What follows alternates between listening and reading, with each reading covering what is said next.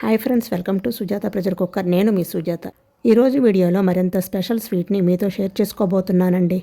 ఇంట్లో ఉండే బొంబాయి రవ్వ పాలతో ఈజీ స్వీట్ని చాలా ఈజీగా తక్కువ టైంలో చేసుకోవచ్చు. టేస్ట్ అయితే అద్భుతంగా ఉంటుందండి.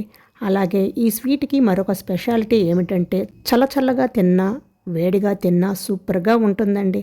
మీరు కూడా ఈ స్పెషల్ స్వీట్ని ఒకసారి ట్రై చేసి ఎంజాయ్ చేయండి. మరి లేట్ చేయకుండా నోరూరించే ఈ కమ్మని స్వీట్ని ఎలా తయారు చేసుకోవాలో ఇప్పుడు చూసేద్దాం రండి.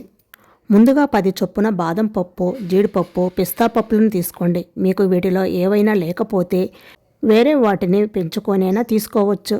అలాగే ఫ్లేవర్ కోసం 5-6 యాలకులను కూడా తీసుకొని ఇలా చిన్న మిక్సీ జార్లోకి తీసుకున్న డ్రై ఫ్రూట్స్ని అన్నిటినీ తీసుకొని మెత్తగా పొడిలా తయారు చేసుకోండి. ఇక్కడ నేనైతే పాలల్లో చక్కగా కరిగిపోవటానికి ఇలా మెత్తగా గ్రైండ్ చేసుకుంటున్నానండి. మీకు పలుకులుగా కావాలంటే కొంచెం బరకగా గ్రైండ్ చేసి తీసుకోవచ్చు. సో ఇలా గ్రైండ్ చేసిన ఈ పొడిని పక్కన పెట్టుకొని పిండి కలపడానికి ఒక మిక్సింగ్ బౌల్ తీసుకోండి. ఇందులోకి అరకప్పు బొంబాయి రవ్వను తీసుకోండి. అలాగే బైండింగ్ కోసం 1 టేబుల్ స్పూన్ గోధుమ పిండిని కూడా తీసుకుంటున్నానండి. మీరు కావాలంటే గోధుమ పిండికి బదులుగా మైదా పిండిని కూడా తీసుకోవచ్చు. అలాగే కొంచెం స్వీట్గా ఉండటానికి ఒక 2 టేబుల్ స్పూన్ల దాకా పంచదారను కూడా తీసుకుంటున్నానండి. తర్వాత చిటికెడు ఉప్పును తీసుకోండి. అలాగే ముందుగా మనం గ్రైండ్ చేసిన బాదం, జీడిపప్పు, పిస్తా పలుకుల పొడి ఉంది కదా, అందులో నుంచి 1 టేబుల్ స్పూన్ వరకు తీసుకోండి. ఇందులో ఈ పొడి వేయటం వలన టేస్ట్ చాలా బాగుంటుందండి. మీరు కావాలంటే ఇలా గ్రైండ్ చేసిన బాదం, జీడిపప్పు పొడిని బదులుగా మిల్క్ పౌడర్నైనా వాడుకోవచ్చండి. ఈ మిగిలిన డ్రై ఫ్రూట్స్ పొడిని పక్కన ఉంచండి. మనం తీసుకున్న రవ్వ, గోధుమ పిండి అలాగే డ్రై ఫ్రూట్స్ పొడిని బాగా కలపండి. ఇలా ఒకసారి బాగా కలిపాక ఇప్పుడు ఇందులోకి అరకప్పు కాచిన పాలను కొంచెంగా పోసుకుంటూ పాలు వేడిగా ఉన్నా చల్లగా ఉన్నా తీసుకోవచ్చండి. ఇది మరీ గట్టిగా కాకుండా మరీ లూజుగా కాకుండా ఇలా జారుడుగా కలిపి తీసుకోండి. ఇది నానేసరికి కొంచెం గట్టి పడుతుందండి. ఇప్పుడు మనం రబడీ చేసే అంతవరకు మూత పెట్టి పక్కన ఉంచండి. కనీసం 10 నుండి 15 నిమిషాలైనా నానబెట్టాలి. ఇప్పుడు రబడీ చేయటానికి మరొక పక్కన స్టవ్ ఆన్ చేసుకునే ప్యాన్లోకి ఒక 3 కప్పుల దాకా చిక్కటి పాలను తీసుకోండి. క్వాంటిటీ వైజ్ చెప్పాలంటే 3/4 లీటర్ వరకు తీసుకుంటున్నానండి. ఇలా తీసుకున్న పాలను బాగా మరిగించండి. ఇలా పాలు బాగా వేడై మరగటం స్టార్ట్ అయ్యాక ఇప్పుడు ఇందులోకి మంచి కలర్ కోసం కొంచెం పసుపు తీసుకుంటున్నానండి. ఇష్టం లేకపోతే స్కిప్ చేయవచ్చు. లేదా కొంచెం కుంకుమ పువ్వునైనా తీసుకున్న మంచి కలర్ అనేది వస్తుంది. పసుపు వేసుకున్న తర్వాత ఒకసారి బాగా కలిపాక ఇప్పుడు ఇందులోకి మనం గ్రైండ్ చేసిన బాదం, జీడిపప్పు పొడి ఉంటుంది కదా, దాన్ని మొత్తం వేసి బాగా కలపండి. ఇందులోకి నేను కొన్ని కట్ చేసిన బాదం, జీడిపప్పు పలుకులను కూడా వేసుకుంటున్నానండి. ఇలా కొన్ని బాదం, జీడిపప్పు పలుకులు వేయటం వలన రెమెడీ తినేటప్పుడు అక్కడక్కడ పలుకులు తగులుతూ చాలా మంచి టేస్ట్ వస్తుంది. సో వీటిని కూడా తీసుకొని ఒకసారి బాగా కలిపాక ఒక 2-3 నిమిషాలు మధ్యలో కలుపుతూ పాలను బాగా మరిగించండి. పాలపైన పేరుకునే మేగడను అలాగే చుట్టూ అతుక్కున్న మేగడను పాలల్లోకి అనుకుంటూ చక్కగా మరిగించండి.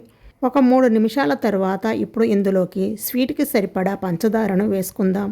మనం చేసే ఈ స్వీట్కి ఒక 3 టేబుల్ స్పూన్ల దాకా పంచదార కరెక్ట్గా సరిపోతుందండి. ఇలా పంచదారను తీసుకున్న తర్వాత ఒకసారి బాగా కలపండి. మనం తీసుకున్న 3/4 లీటర్ పాలకనేవి 1/2 లీటర్ వచ్చే అంతవరకు మధ్యలో కలుపుతూ ఈ పాల మీద మేగడ పాలల్లోకి అనుకుంటూ బాగా మరిగించండి. 3-4 నిమిషాల తర్వాత చూడండి, పాలు కొంచెం చిక్కబడినవి కదా, మరి ఎక్కువ చిక్కబడే అంతవరకు మరిగించనవసరం లేదండి. చూడండి, ఇలా కొంచెం క్రీమీగా మరిగితే సరిపోతుంది. యాలకుల పొడిని వేయాల్సిన అవసరం లేదండి. ఎందుకంటే మనం బాదం, జీడిపప్పులలోనే యాలకులు వేసి గ్రైండ్ చేసాము కాబట్టి మళ్ళీ స్పెషల్గా వేయాల్సిన అవసరం లేదండి. ఇప్పుడు స్టవ్ ఆఫ్ చేసి ఈ పాలను పక్కన పెట్టేయండి. ఇప్పుడు మరొక పక్కన పిండి నానిందో లేదో చూద్దాం. చూడండి, పిండి బాగా నాని కొంచెం గట్టిపడింది కదా. ఇప్పుడు ఇందులోకి మనం చేసే బైట్స్ గట్టిగా రాకుండా ఉండటానికి ఒక 1/4 టీ స్పూన్ బేకింగ్ పౌడర్ని వేసుకోండి. మీ దగ్గర బేకింగ్ పౌడర్ లేకపోతే వంట సోడానైనా వేసుకోవచ్చు. ఇలా తీసుకున్న బేకింగ్ పౌడర్ పైన కొంచెం పాలను కూడా తీసుకొని బాగా కలపండి. అలాగే కన్సిస్టెన్సీ అడ్జస్ట్ చేసుకుంటూ మరీ గట్టిగా కాకుండా మరీ పల్చగా కాకుండా ఇలా కొంచెం జారుడుగా వచ్చే అంతవరకు పాలను తీసుకుంటూ కలపండి. చూడండి, కన్సిస్టెన్సీ ఇలా ఉంటే బైట్స్ అనేవి గట్టిగా రాకుండా సాఫ్ట్గా వస్తాయి. సో పిండిని ఇలా రెడీ చేశాక బైట్స్లా చేయడానికి ప్యాన్ని తీసుకొని బాగా వేడి చేయండి. తర్వాత 2-3 టేబుల్ స్పూన్ల నూనెను తీసుకొని క్లాత్తో కానీ లేదా టిష్యూ పేపర్తో కానీ ప్యాన్ అంతా ఇలా బాగా స్ప్రెడ్ చేయండి. ఇప్పుడు ఒక్కొక్క స్పూన్ పిండిని తీసుకుంటూ ఇలా స్లోగా డ్రాప్ చేయండి. మరి రౌండ్గా రావాల్సిన అవసరం లేదండి. ఒక ప్లేస్లో ఇలా డ్రాప్ చేసామంటే అది రౌండ్ షేప్లోకి వస్తుంది. ఇలా మనకు ఫ్యాన్లో ఈజీగా పట్టే అన్ని బైట్స్ని వేసుకోండి. 1-2 నిమిషాల తర్వాత వీటిని స్లోగా మరొక పక్కకు తిప్పేసుకోండి. ఇలా అన్నీ తిప్పాక తర్వాత మరొక పక్కన కూడా 1 నిమిషం కాల్చుకుంటే 2 పక్కల బాగా కాలినట్లు చూడండి. ఇలా అన్నీ తిప్పాక తర్వాత మరొక పక్కన కూడా 1 నిమిషం కాల్చామంటే 2 పక్కల బాగా కాలినట్లు చూడండి. ఇలా 2 పక్కల బాగా కాలాక ప్లేట్లోకి తీసుకోవడమే. ఇలాగే సెకండ్ టైం చేసేటప్పుడు మళ్ళీ 2 టేబుల్ స్పూన్ల నెయ్యిని కానీ నూనెని కానీ వేసుకొని ఒకసారి బాగా స్ప్రెడ్ చేసి ఇలాగే మనం ప్రిపేర్ చేసిన పిండంతా కూడా ఇలా చిన్న చిన్న బైట్స్లా వేసుకొని 2 పక్కల కాల్చి తీసుకోవడం. ఇలా అన్నీ కాల్చి తీసుకున్న తర్వాత చూడండి, మీకు ఒకటి తుంచి చూపిస్తాను. చూడండి, సాఫ్ట్గా ఫ్లఫీగా చాలా బాగా వచ్చింది. ఇప్పుడు వీటిని సర్వ్ చేసుకోవడానికి ఏదైనా ప్లేట్లోకి కానీ లేదా బౌల్లోకి కానీ ఇలా 1 by 1 సరిపడా తీసుకున్నాక దీనిపైన మనం ముందుగా ప్రిపేర్ చేసిన రబడీని తీసుకోండి. తీసుకున్న బైట్స్ అన్నీ మునిగేలా రబడీని తీసుకున్నాక ఇక్కడ నేను పైనుంచి కొన్ని చాప్ చేసిన డ్రై ఫ్రూట్స్ని వేసుకుంటున్నానండి. అలాగే ఇలా సర్వ్ చేయగా మిగిలిన బైట్స్ ఏమైనా ఉంటే ఇందులో డైరెక్ట్గా ఫ్యాన్లోనైనా వేసుకుంటున్నానండి. మీరు కావాలంటే మొత్తం ఇలా ఫ్యాన్లోనైనా తీసుకొని ఒక అరగంట సేపు నానబెట్టి ఆ తర్వాత సర్వ్ చేసుకోవచ్చు.